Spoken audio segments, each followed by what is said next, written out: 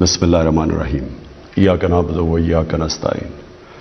میرے پاکستانیوں، آج مجھے بڑی خوشی ہے کہ ہم پاکستان کی تاریخ کا سب سے بڑا ویلفیئر پروگرام، یعنی ویلفیئر پروگرام کا مطلب کہ جس سے ہم نے اس ملک کو ایک فلاحی ریاست کی طرف لے کے جانا ہے، وہ سب سے بڑا ویلفیئر پروگرام آج میں آپ کے سامنے رکھ رہا ہوں۔ میں آج خاص طور پہ خراج تحسین پیش کرنا چاہتا ہوں ہماری احساس کی جو ٹیم ہے، جس نے 3 سال لگائے سارے ملک میں ڈیٹا بنانے کے لیے کہ جس سے ہمیں پتہ چلے کہ ہر خاندان جو پاکستان میں ان کی کیا حیثیت ہے، کیا ان کے حالات کیا ہیں، اور یہ بڑا مشکل کام تھا۔ 3 سال ہمیں لگے یہ پورا ڈیٹا بنانے کے لیے۔ تو جب تک وہ ڈیٹا نہیں تھا ہمارے لیے سبسڈیز دینا اور آسان نہیں تھا، وہ اندازوں پہ تھا۔ تو اب ہمارے پاس ایک پورا ڈیٹا بیس آ گیا، اس لیے آج میں اس پوزیشن میں ہوں کہ میں آپ کے سامنے یہ پروگرام اناؤنس کر سکتا ہوں۔ اس سے پہلے میں صرف اپنی قوم کو یاد کرانا چاہتا ہوں کہ جو پاکستان ہمیں ملا تھا وہ اس ملک کی تاریخ میں کبھی بھی معاشی حالات اتنے برے نہیں تھے جو ہمیں ملے۔ یعنی خسارہ بھی سب سے بڑا پاکستان کی تاریخ کا، قرضے بھی سب سے زیادہ، سود بھی ان قرضوں پہ سب سے زیادہ دینا پڑا، جو کرنٹ اکاؤنٹ ڈیفیسٹ جس کو کہتے ہیں کہ جتنے ڈالرز اندر آ رہے تو باہر، اس میں تاریخی خسارہ، ریزروز ہمارے تقریباً نہ ہونے کے برابر، یعنی کہ جو ہمیں باہر ہمیں جو لائبلٹیز تھیں، ہمیں باہر پیسے دینے تھے، جنہوں نے ہمیں قرضے دیے ہوئے تھے، ہمارے پاس پیسہ نہیں تھا ان کو قرضے دینے کا۔ اور ہم خاص طور پہ آج میں پھر سے ہمارا ملک شکر گزار ہے سعودی عربیہ کا، UAE کا اور چائنا کا، جنہوں نے اس مشکل وقت میں ہماری مدد کی، جس کی وجہ سے ہم ڈیفالٹ نہیں کرے۔ اگر ڈیفالٹ کرتے تو روپیہ بالکل نیچے گر جانا تھا اور مہنگائی آسمانوں پہ۔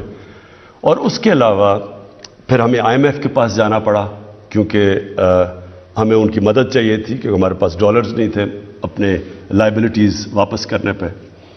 تو ہم پھر 1 سال اپنے ملک کو سٹیبل کرتے رہے، اور اتنے میں کرونا آ گیا۔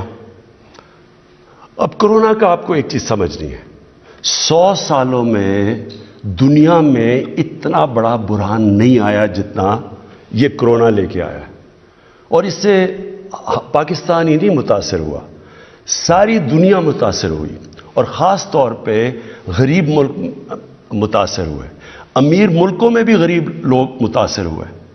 اور اس مشکل مرحلے میں یہ بڑے فخر سے آج کہنا چاہتا ہوں کہ جو میری ٹیم تھی، جو NCOC، جو ہم نے ایک ٹیم بنائی جس کے اندر ہمارے ٹاپ ڈاکٹرز تھے، جس میں ہمارے صوبے بھی شرکت کر رہے تھے، ان کے چیف سیکرٹریز، جس میں پاکستانی فوج بھی شرکت کر رہی تھی، ہمارے جو منسٹر تھے، جس طرح ہم نے فیصلے کیے اور ڈیٹا بیس فیصلے کیے، اور جس طرح ہم نے کہ ایک طرف خوف یہ تھا کہ اگر کرونا تیزی سے بڑھتی گئی تو ہسپتالوں میں حالات برے ہو جائیں گے، ہسپتالوں میں جگہ نہیں ہوگی۔ جس طرح ہندوستان میں، اگر پتہ نہیں آپ نے دیکھا یا نہیں، لوگ بیچارے باہر پڑے ہوئے تھے، آکسیجن ختم ہو گئی، لوگ پہنچ نہیں سکے، آکسیجن لوگ مر جاتے تھے۔ تو ایک طرف وہ خوف تھا، اور دوسری طرف اگر آپ جب لاک ڈاؤن کرتے ہیں، اپنی معیشت کو بند کرتے ہیں، تو اس سے وہ ساری معیشت تباہ ہو جاتی ہے، فیکٹریاں بند، سب کچھ ہو جاتا ہے۔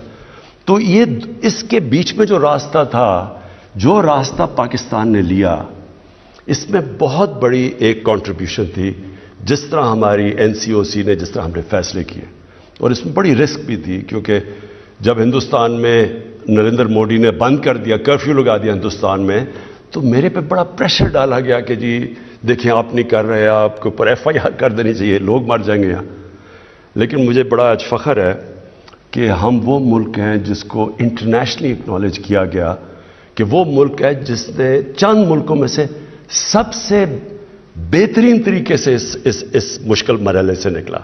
اور اس میں ہم اپنی بات تو کیا کریں، اس میں ورلڈ بینک کی اسٹیٹمنٹ ہے، اس میں ورلڈ ہیلتھ آرگنائزیشن نے پاکستان کی مثال دی ہے، اس کے اندر ورلڈ اکنامک فورم، انہوں نے پاکستان کی تعریف کی کہ جس طرح ہم نے یہ بیلنس کیا، اور پھر اکانومسٹ میگزین اس نے کہا کہ پاکستان تیسرے نمبر پہ وہ ملک تھا جس نے سب سے بہترین طریقے سے نکل کے حالات کو نارمل کر لیا.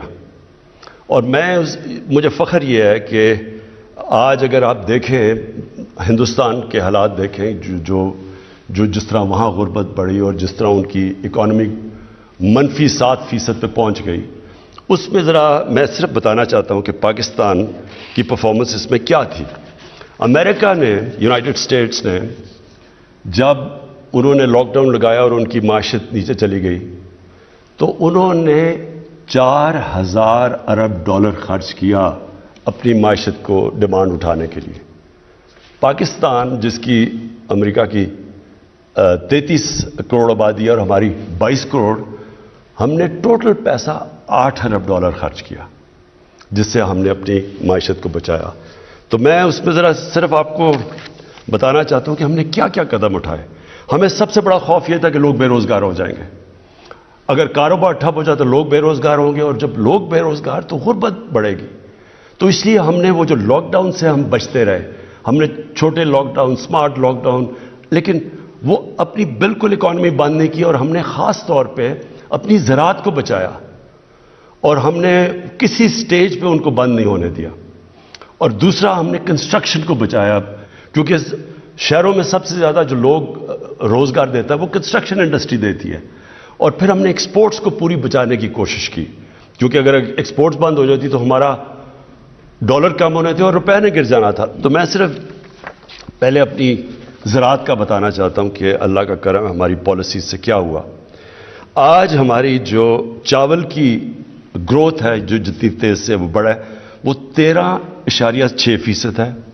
ہماری مکئی 8% زیادہ بڑھی. ہماری جو گنا ہے وہ 22% زیادہ بڑھا ہے. جو گندم ہے وہ 8%. یہ سب ریکارڈ ہوا ہے پاکستان کے اندر.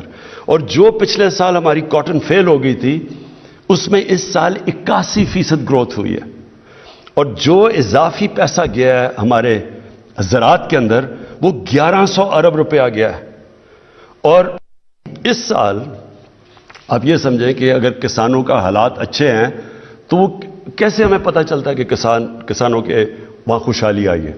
ریکارڈ موٹر سائیکل کی سیل ہوئی ہے پاکستان کی تاریخ میں، اور ٹریکٹر کی ریکارڈ سیل ہوئی ہے. اور اس کے علاوہ جو یوریا ہے، یوریا 23% زیادہ استعمال ہوا ہے. اس کا مطلب کہ حالات اچھے، اور انشاءاللہ جب کسان خوشحال ہوتا ہے تو اس سے ملک کی پیداوار بڑھتی ہے اور ملک کا فائدہ ہوتا ہے. دوسری چیز جو ہماری ہاؤسنگ تھی، ہم نے کنسٹرکشن کے لیے کیا. کنسٹرکشن میں اس وقت 600 ارب روپے کے پروجیکٹس چل رہے ہیں کیونکہ ہم نے کنسٹرکشن کو انسینٹیوائز کیا. پھر ہمارا جو انڈسٹری ہے، اصل تو دولت ملک کی تب بنتی ہے جب اس کی ملک کی انڈسٹری اٹھے. تو پہلے تو میں آپ کو یہ بتا دوں کہ لارج سکیل مینوفیکچرنگ بڑی دیر کے بعد پاکستان میں پچھلے 3 مہینے میں تقریباً 13% اس میں گروتھ ہوئی ہے. اس کا مطلب ملک کی دولت میں بھی اضافہ، اس کا مطلب روزگار بھی زیادہ. لیکن میں اور انڈسٹریز بتا دوں کہ انجینئرنگ کے اندر 350% کے ان کے پروفٹس کے اندر بڑھا، ان کا نفع بڑھا ہے 350 ارب روپیہ. ٹیکسٹائل میں 163% اضافہ ہوا ہے ان کے پروفٹس کے اندر. گاڑیوں میں 131% اضافہ ہوا ہے. سیمنٹ میں 113% اضافہ ہوا ہے. اور آئل اور گیس میں 75% اضافہ ہوا ہے. جو بجلی کی کنزمپشن بڑھی ہے، ہمیں کیسے پتہ ہے کہ ہماری انڈسٹری چلنی شروع ہو گئی ہے، ملک کی گروتھ ریٹ بڑھ گئی ہے؟ تو بجلی کی کنزمپشن میں 13% اضافہ ہوا ہے.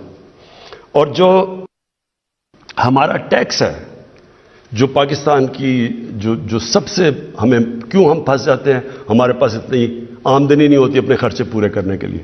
37% ہمارا ٹیکس کے اندر اضافہ ہوا ہے. ہمارا جو ٹارگٹ ہے ٹیکس کا، اللہ کا خاص کرم ہے کہ ہم اس ٹارگٹ سے اوپر جا رہے ہیں.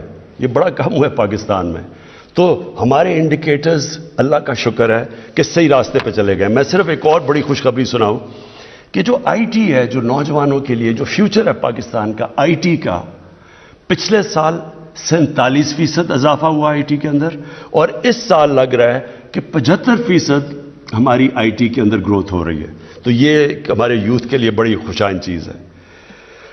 لیکن اب میں جو ایشو ہے اس کی طرف آنا چاہتا ہوں کہ جو مہنگائی کا مسئلہ ہے اور مہنگائی کا واقعی مسئلہ ہے، اور میں اپنے جو ہمارے میڈیا میں بھی لوگ بیٹھے ہیں، اپوزیشن کا تو خیر ہمیں پتہ، ان کا تو کام ہے اور ہونا بھی چاہیے کہ تنقید کرنا گورنمنٹ پہ، میڈیا کا بھی کام ہے، تنقید کرتے ہیں اور تنقید سے معاشرے کا فائدہ ہوتا ہے، کنسٹرکٹیو کرٹیسزم سے. لیکن میں صرف میڈیا کو چاہتا ہوں کہ تھوڑا بیلنس کریں کہ کیا ہماری گورنمنٹ کی وجہ سے کتنی مہنگائی بڑھی ہے، اور کیونکہ ہم ایک دنیا کا حصہ ہیں، جو دنیا میں جو ہو رہا ہے اس کی وجہ سے ہمیں کتنا نقصان ہوا ہے، ہمارے لوگوں کے اوپر کتنا بوجھ پڑا ہے.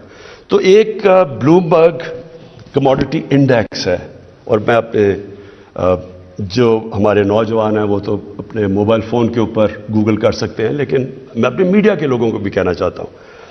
اس کے مطابق ایک سال میں 50% اضافہ ہوا ہے کموڈٹی پرائسز میں. پاکستان کے اندر جو انفلیشن ہے، جو مہنگائی ہے، وہ 9% ہے.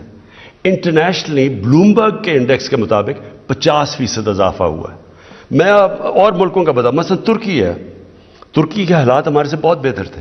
ترکی میں مہنگائی 19% ہے آج ان کی جو کرنسی ہے، ہم کہتے ہیں نا ہمارا روپیہ گرا ہے، ان کا 35% ان کی کرنسی نیچے گری ہے. امریکہ کے اندر 2008، امریکہ اور یورپ کے اندر 2008 کے بعد سب سے زیادہ مہنگائی ہوئی ہے. اب چائنا، اس کا جو پروڈیوسر پرائس انفلیشن ہے، پروڈیوسر پرائس انفلیشن، وہ 26 سال میں سب سے زیادہ اس کی مہنگائی اوپر گئی ہے. اور جرمنی میں 50 سال کے بعد سب سے زیادہ مہنگائی ہوئی ہے جرمنی کے اندر. گیس کے اوپر آ جائیں، کیونکہ ابھی سردیاں آ رہی ہیں اور ہمیں گیس کا مسئلہ آنے والا ہے. گیس پہ آ جائیں. امریکہ کے اندر 116% تک نیچرل گیس کے اندر قیمتیں بڑھی ہیں. یورپ میں